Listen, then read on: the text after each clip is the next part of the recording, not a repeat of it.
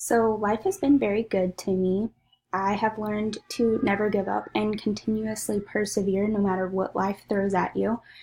I got really into sports as a young kid, and my parents just tried to get me into anything they could just to help me find a team sport that I actually loved.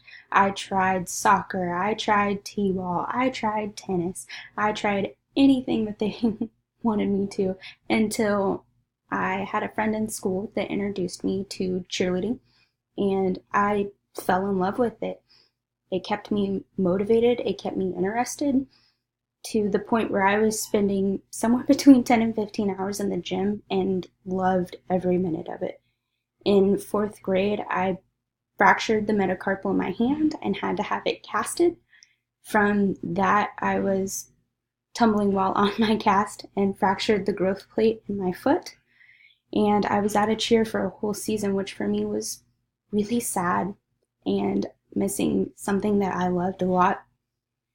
I got back into cheer the next season and I had a great time doing it. And my team and I went to Worlds in 2008 and 2010, and that is a gigantic cheer competition in Orlando, Florida. I had a turning point in my cheer career when I was a junior in high school and I tore my ACL. I ended up being out of cheer for a year once again because of an injury, and being that I was a junior and wanted to cheer in college, that was really hard for me.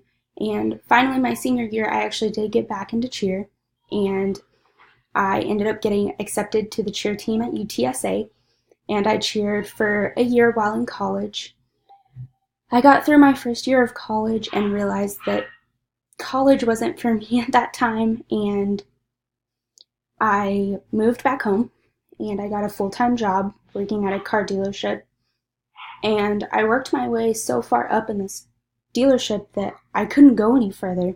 And so I started looking for other options of what can I do with my life? How can I move forward?